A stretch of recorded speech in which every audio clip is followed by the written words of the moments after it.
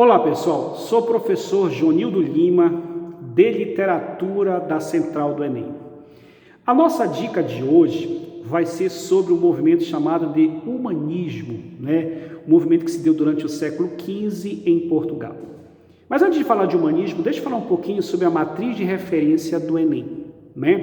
Na competência de área 5, habilidade 15, eles pedem para você relacionar o texto literário com o momento histórico de sua produção, Ou seja, a relação entre a literatura e a história, Então vamos lá, o que foi o humanismo? O próprio nome já diz, olha, o humanismo é a valorização do homem, é a valorização das ideias antropocêntricas, é a valorização do antropocentrismo.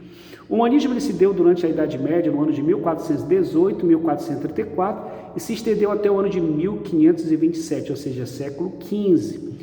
Definição do movimento. O que foi o humanismo? Foi um período ou fase de transição, foi a passagem do trovadorismo para o classicismo, da Idade Média para a Idade Moderna, da Era Medieval para a Era Clássica. Origem portuguesa, O marco inicial desse movimento, ele não é uma obra, e sim um acontecimento. Qual é o acontecimento? A nomeação de Fernão Lopes para ocupar o cargo de cronista mor da Torre do Tombo em Portugal. Historiógrafo é aquele cara que era o cara responsável pelo arquivo da imprensa no Estado, é a tipografia, Esse é o marco inicial. E termina esse movimento no ano de 1527 com a volta do poeta Francisco Sá de Miranda, depois de passar uma temporada de 6 anos na Itália colhendo informações sobre arte geral e em especial sobre literatura, certo? Bem, o contexto histórico do humanismo, nós temos 1527, séculos XV e XVI, Idade Média, era período medieval, Dos movimentos sociais nós tivemos crise do feudalismo, surgimento da burguesia, teocentrismo e antropocentrismo, início das obras greco-latinas e a Revolução de Avis. Esse é o momento histórico do humanismo. Depois nós tivemos os principais autores, nós tivemos o cronista, Fernão Lopes, e o dramaturgo Gil Vicente. Depois nós tivemos as principais produções literárias. Aí nós tivemos as historiografias com as crônicas de Fernão Lopes. Nós tivemos a prosa doutrinária ou didática, preocupação em educar os nobres para o convívio social e para a guerra. Nós tivemos a poesia palaciana compilada no Cancioneiro Geral de Garcia de Rezende e nós tivemos o grande teatro popular com Gil Vicente. Quem foi Gil Vicente? Gil Vicente foi considerado o maior dramaturgo português, Compôs para mais de 40 peças teatrais e, ao mesmo tempo, compôs de mais de 40 peças, foi acusado de plagiador. A crítica da época dizia que Gil Vicente imitava as peças dos escritores espanhóis Juan de Alsina e ele, para provar que as peças de sua autoria, lança um desafio. Qual era o desafio de Gil Vicente? Me dê um tema, em cima desse tema vou montar uma peça. Aí ele monta a Farsa de Inês Pereira, que é considerada a mais famosa e a mais polêmica peça teatral de Gil Vicente. Com essa peça, ele simplesmente provou para a crítica literária da época que ele não era plagiador, certo?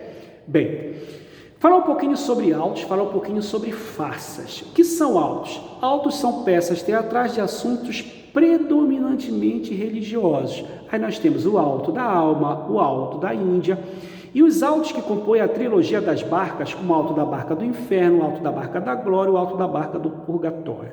Aí nós tivemos também as farsas. O que são farsas? São peças cômicas engraçadas retiradas do cotidiano.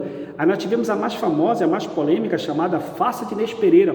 Foi essa Farsa de Inês Pereira que ele provou para a crítica literária que não era plagiador, Deixa eu resumir para você o que foi essa Farsa de Inês Pereira, que eu considero a mais polêmica e a mais famosa peça teatral. Inês Pereira era uma moça do povo que estava cansada dos afazeres domésticos. Um dia ela resolveu fugir da monotonia de sua vida, casando com um homem a quem considerava ideal. Desprezou um pretendente rico e tolo chamado Pero Marques e casou com um escudeiro que era malandro e a maltratava. Para sua sorte, esse escudeiro vai para as cruzadas e foi abatido por um pastor mouro. Inês livra-se dos maus tratos e casa então com o primeiro pretendente que lhe satisfaz todas as suas vontades, cumprindo o mote ou dito popular da peça que diz: mas quero um asno que me leve do que cavalo que me derrube. Ou seja, ela dizia, eu prefiro ficar perto de uma pessoa que me trata super bem do que uma pessoa que me bate, que me maltrata. Com isso, ela consegue seu grande objetivo, que é ascendência economicamente, consegue a sua ascensão social. Então, resumindo, galera, você que vai fazer o Enem, que foi o humanismo? O humanismo é um período de transição entre a Idade Média e a Idade Moderna, entre o trovadorismo e o classicismo. Tanto é que o classicismo é uma continuidade do humanismo, né? Tanto é que você tem aqui no humanismo o antropocentrismo, no classicismo você também tem o antropocentrismo. Quem é o destaque? O destaque é Gil Vicente, né? O maior dramaturgo português, compôs para mais de 40 peças teatrais, né? Dentre as mais famosas, eu acabei de citar aqui para você, a Face de Inês Pereira. Com essa peça ele provou para a crítica literária que ele não era plagiador, né? Que suas peças eram de sua autoria. Tá ok, galera? Então observa, Gil Vicente, humanismo, 1418, 1434, 1527, o período que o humanismo é a passagem, né? Já caiu várias vezes em prova de vestibular, essa definição de humanismo, que é a passagem da Idade Média para a Idade Moderna, que o destaque da literatura humanista é Gil Vicente, não esquecer as características, reconhecimento dos valores humanos e a denúncia das classes dominantes. E quando você fala de humanismo, você fala de peças. Quando você fala de peças, você lembra de Gil Vicente. Viu, galera? Essa é a dica que a gente vai deixar aqui para você que vai fazer o Enem 2020. Até breve!